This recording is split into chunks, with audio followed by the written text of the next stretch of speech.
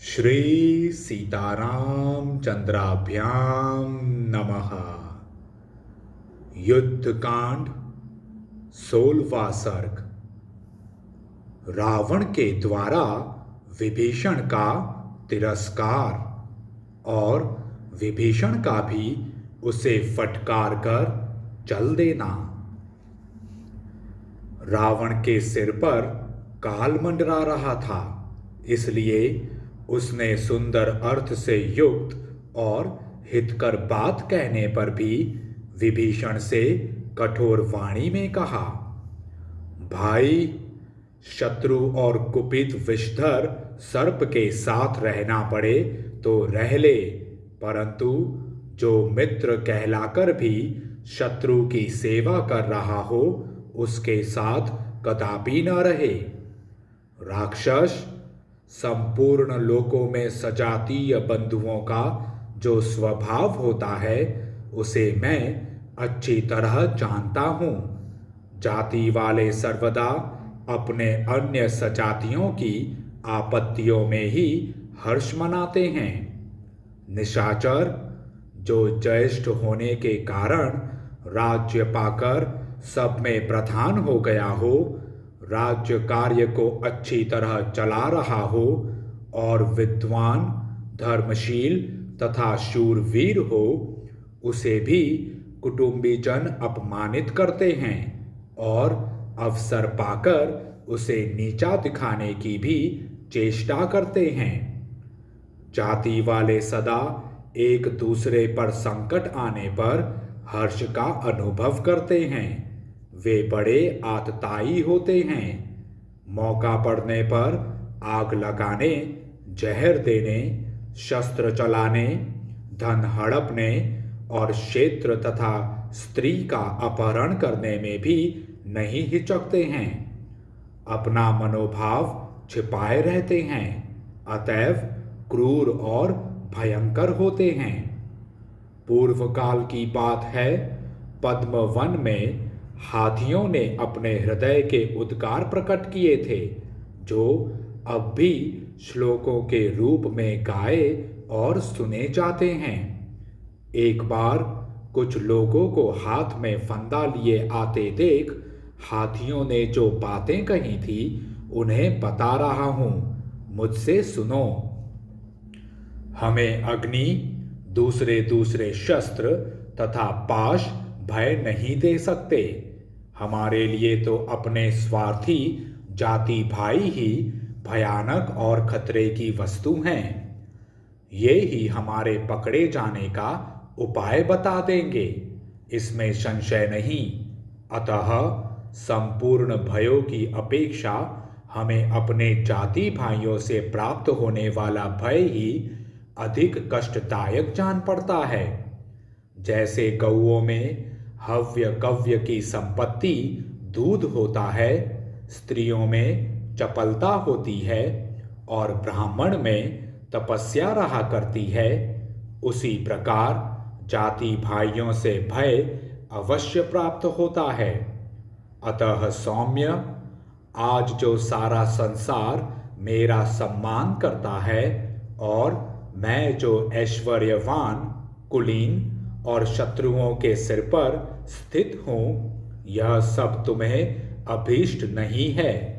जैसे कमल के पत्ते पर गिरी हुई पानी की बूंदें उसमें सटती नहीं हैं, उसी प्रकार अनार्यों के हृदय में सौहार्द नहीं टिकता है। जैसे शरद ऋतु में गरजते और बरसते हुए मेघों के जल से धरती गीली नहीं होती है, उसी प्रकार अनार्यों के हृदय में स्नेह जनित आर्द्रता नहीं होती है। जैसे भौरा बड़ी चाह से फूलों का रस पीता हुआ भी वहां ठहरता नहीं है, उसी प्रकार अनार्यों में सुहृद जनोचित स्नेह नहीं टिक पाता है। तुम भी ऐसे ही अनार्य हो। जैसे भ्रमर रस की इच्छा से काश के फूल का पान करे तो उसमें रस नहीं पा सकता, उसी प्रकार अनार्यों में जो स्नेह होता है वह किसी के लिए लाभदायक नहीं होता। जैसे हाथी पहले स्नान करके फिर सूंड से धूल उछालकर अपने शरीर को गंदला कर लेता है, उसी प्रकार दुर्जनों की मैत्री दूषित होती है।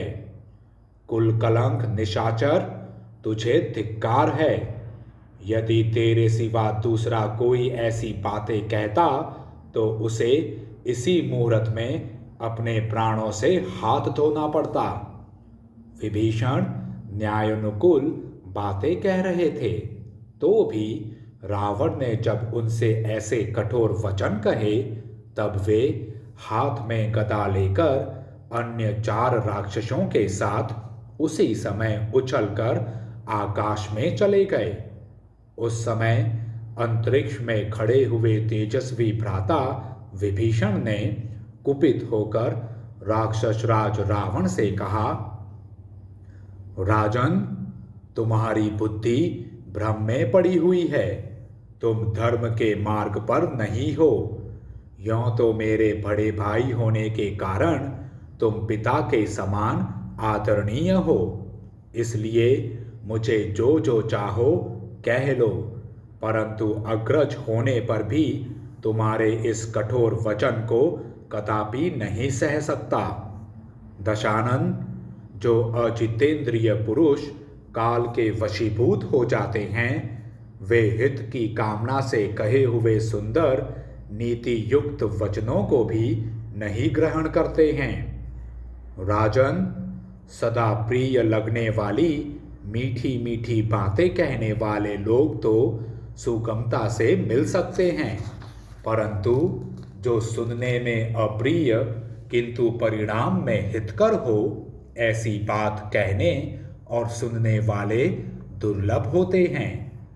तुम समस्त प्राणियों का संहार करने वाले काल के पाश में बंध चुके हो।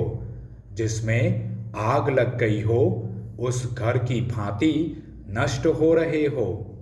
ऐसी दशा में मैं तुम्हारी उपेक्षा नहीं कर सकता था, इसलिए तुम्हें हित की बात सुझा दी थी।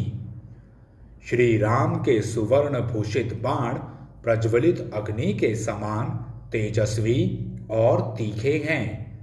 मैं श्री राम के द्वारा उन बाणों से तुम्हारी मृत्यु नहीं देखना चाहता था, इसीलिए तुम्हें समझाने की चेष्टा की थी। काल के वशीभूत होने पर बड़े बड़े शूरवीर, बलवान और अस्त्र वेत्ता भी बालू की भीति या बांध के समान नष्ट हो जाते हैं। राक्षस राज, मैं तुम्हारा हित चाहता हूँ, इसलिए जो कुछ भी कहा है वह यदि तुम्हें अच्छा नहीं लगा तो उसके लिए मुझे क्षमा कर दो, क्योंकि तुम मेरे बड़े भाई हो। अब तुम अपनी तथा राक्षसों सहित इस समस्त लंकापुरी की सब प्रकार से रक्षा करो, तुम्हारा कल्याण हो। अब मैं यहाँ से चला जाऊंगा, तुम मेरे बिना सुखी हो जाओ। निशाचराज, मैं तुम्हारा हितैषी हूँ, इसीलिए मैंने तुम्हें बार बार अनुचित मार्ग पर चलने से रोका है, किंतु तुम्हें मेरी बात अच्छी नहीं लगती है। वास्तव में जिन लोगों की आयु समाप्त हो जाती है वे जीवन के अंत काल में अपने सुहृदों की कही हुई हितकर बात भी नहीं मानते हैं। इस प्रकार श्री वाल्मीकि निर्मित आर्ष रामायण आदि काव्य के युद्ध कांड में 16वां सर्ग पूरा हुआ। जय श्री राम।